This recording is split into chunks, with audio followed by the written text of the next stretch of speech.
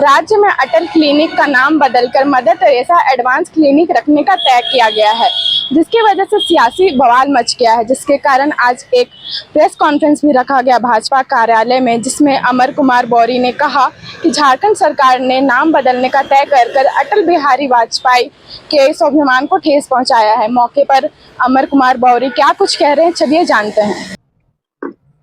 सभी को नमस्कार, जोहार।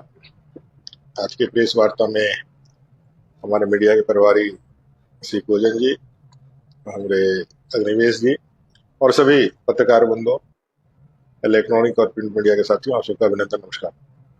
सबसे पहले कारगिल विजय दिवस की ढेर सारी शुभकामनाएं। हम सब लोग जानते हैं कि प्रॉक्सी वार का महारथी पाकिस्तान और प्रॉक्सी वार का एक स्वतंत्र भारत में एक बड़ा युद्ध देखने वाला भारत, और उस समय भारत के यशस्वी प्रधानमंत्री जिन्होंने भारत को परमाणु संपन्न बना करके सामरिक दृष्टिकोण से पूरे विश्व के अंदर भारत की शक्ति सामर्थ्य को स्थापित किया, ऐसे सदैव अटल बिहारी वाजपेयी जी के प्रधानमंत्री के रूप में नेतृत्व करते हुए कारगिल में पाकिस्तान के उस छद्मय युद्ध में उसे परास्त करके भारत के तिरंगा को पुनः एक बार लहराने का, परचम लहराने का काम किया। अटल जी एक विराट व्यक्तित्व और विराट हृदय के धनी थे। उनके गुणों की जितने भी व्याख्या की जाए, स्वतंत्र भारत में ऐसे राजनेता जो कांग्रेस से मुक्त हुआ। हम सब जो जानते हैं कि देश की आजादी के बाद पूरा देश कांग्रेसमय था, मुखिया से लेकर राष्ट्रपति तक कांग्रेस के होते थे, और पूरा विचार जो है कांग्रेस के द्वारा ही, कांग्रेस से ही स्थापित और उन्हीं के दिखाए रास्ते पे चलता था। ऐसे समय में अगर कांग्रेस के विरोध के साथ किसी ने अपने आजाद शत्रु रूपी व्यक्तित्व और विराट छवि को यदि गढ़ा तो उसका नाम अटल बिहारी वाजपेयी जी था, जिनको श्रद्धेय नेहरू जी का भी आशीष प्राप्त था। ऐसे अटल जी जिन्होंने स्वतंत्रता के बाद सदन को अपने विचारों से, अपने दूरदृष्टि नजर से और राष्ट्र प्रथम के भाव को अंकुरित करते हुए उन्होंने कई एक राजनीतिक संकट में देश का पक्ष और विपक्ष के भाव को त्याग करके देश के साथ खड़ा होना हमेशा से अपना प्रथम दायित्व समझा। और आप सब लोग ने देखा है कि जब विश्व पटल पर भारत का जब विचार रखने का विषय आया था, तो कांग्रेस की सत्ता रहते हुए भी जब अटल जी को यह भार सौंपा गया था, तो अटल जी ने बड़े ही प्रबुद्धता के साथ, बड़े ही तार्किक तरीके से, बड़े ही ओजस्वी पूर्ण अपने व्यक्तित्व से पूरे विश्व पटल पर भारत का पक्ष रख करके पाकिस्तान और तमाम विरोधी देशों के जो उनके प्रोपगंडे थे उनको उन्होंने तहस नहस करके भारत के लोकतंत्र और भारत के राजनीति की शुचिता को एक उच्चतम स्तर तक पहुंचाने में सफलता प्राप्त करी थी।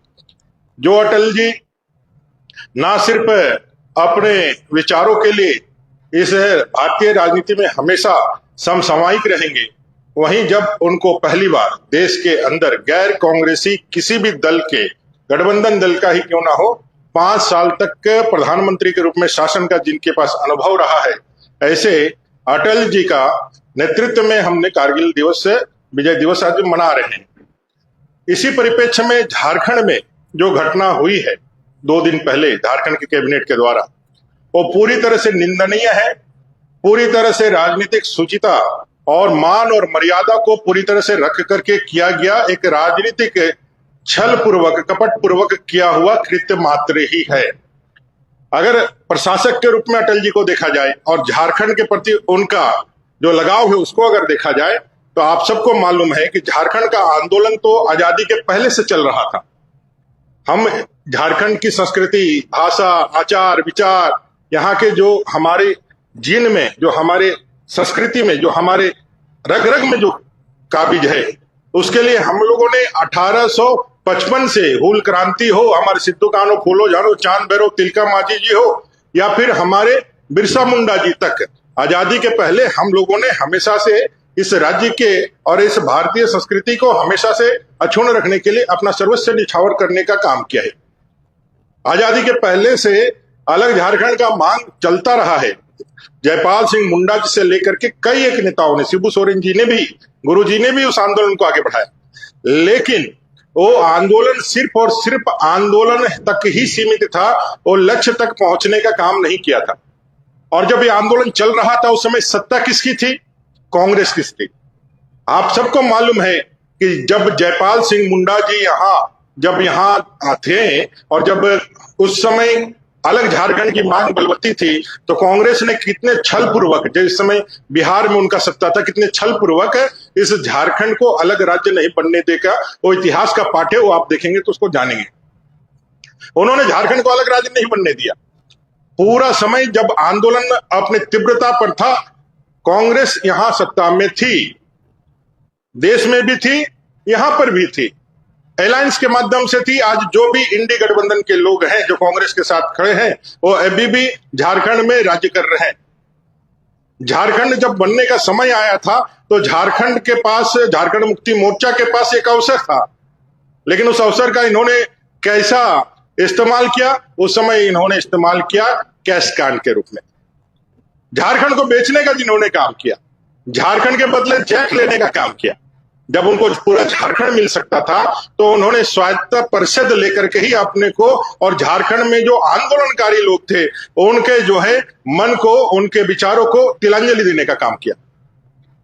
झारखंड आंदोलनों में तेज तब आया जब भारतीय जनता पार्टी और अटल जी उस समय हमारे प्रबुद्ध नेता थे, हमारे अग्रणी नेता थे, आडवाणी जी थे, और झारखंड को बिहार प्रदेश में एक वनांचल प्रदेश के रूप में एक गठन किया गया। और वनांचल आंदोलन के रूप में जब भारतीय जनता पार्टी ने अपने नैतिक और प्रशासनिक जो स्वीकृति दी, अपना जब उन्होंने कहा कि भी कार्य समिति में जब यह पास हुआ कि झारखंड वनांचल प्रदेश एक अलग राज्य होगा, और जब यह विचार सब लोगों ने पारित किया, तो फिर इसका एक अलग मुकाम लेकर के आगे बढ़ा। हमारे बाबूलाल मरांडी जी प्रथम वनांचल जो प्रदेश थे उनके अध्यक्ष बने, जो हमारे अभी प्रदेश के अध्यक्ष हैं।